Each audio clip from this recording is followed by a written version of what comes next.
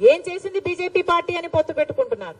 BJP party ఇంత మోసం చేస్తే, ఇంత వెన్నుపోటు పొడిస్తే చంద్రబాబు గారు అంతగా తిట్టి, అంతగా దూషించి మళ్ళీ ఈ రోజు రాష్ట్రం కోసమని నేను పొత్తు పెట్టుకుంటున్నానని చెప్తున్నాడంటే ఇంకా ఏమనాలి మనిషిని? ఈ పెద్ద మనిషి ఊసరి వాళ్ళ కంటే ఎక్కువ రంగులు మారుస్తున్నారు కదా.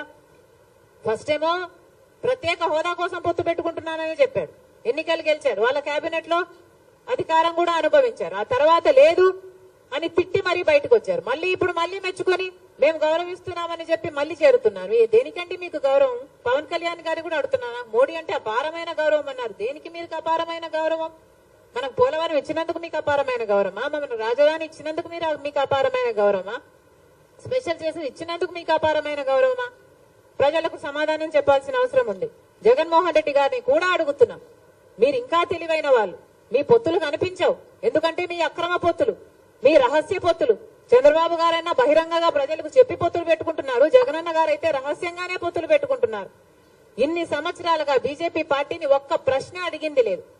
ఇన్ని సంవత్సరాలుగా ఎన్ని బిల్లులుంటే ప్రతి బిల్లులకు మద్దతు ఇచ్చారు జగన్మోహన్ రెడ్డి గారు.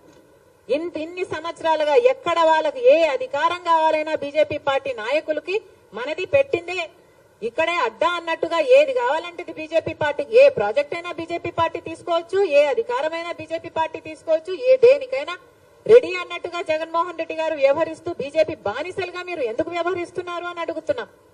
బీజేపీ పార్టీకి తెలుసు అవినీతి చేస్తున్నారు అని బీజేపీ పార్టీ చెప్తూనే ఉంది. మద్యం మాఫియా అంటారు, మైనింగ్ మాఫియా అని చెప్తున్నారు, వాళ్ళ నాయకులే వచ్చి మాట్లాడుతున్నారు. మరి మీకు తెలిసినప్పుడు మీరు ఎందుకు ఏ యాక్షన్ అయినా తీసుకోవడం లేదు ప్రభుత్వం మీద? ఈ రోజు మద్యం మాఫియా ఎంత భయంకరంగా జరుగుతుంది. ఈ రోజు మన రాష్ట్రంలో మద్యము డిజిటల్ పేమెంట్సే లేవు. ఎవడు మద్యం కొనడానికి వెళ్ళినా క్యాషే, అంటే క్యాషే పెట్టి కొనాలట, డిజిటల్ పేమెంట్సే లేవు. మరి మీరు క్యాష్ పెట్టి కొంటుంటే అసలు ఎంత అమ్ముతున్నారు? స్టేట్ ట్యాక్స్ ఏంటి, సెంట్రల్ ట్యాక్స్ ఏమిటి? అసలు పద్ధతి పాడు ఏది ఉండాల్సిన పని లేదా? కేంద్రంలో అధికారంలో ఉంది, మీరు వాచ్ డాగ్స్ కాదా బీజేపీ పార్టీ? మీరు ఇక్కడ యాక్షన్ తీసుకోవాల్సిన అవసరం లేదా? మీ ఈడీలు, సిబిఐలు, మీ ఎంక్వైరీలు ఇక్కడ ఏం పనిచేయవా? మీకు తొత్తులుగా ఉన్న వారి దగ్గర పనిచేయవు, మీకు వ్యతిరేకంగా ఉన్న వాళ్ళ దగ్గర పనిచేస్తాయి.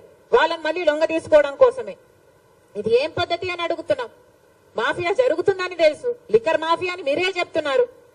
సిద్ధమని పెద్ద పెద్ద సభలు పెడుతున్నారు. ఒక్కొక్క సభకి 90 కోట్ల రూపాయలు అవుతుందట. ఎక్కడి నుంచి వస్తున్నాయండి ఈ డబ్బులన్నీ? సిద్ధమని పెద్ద యాడ్ క్యాంపెయిన్ నడుపుతున్నారు, 600 కోట్లు ఖర్చు పెడుతున్నారట.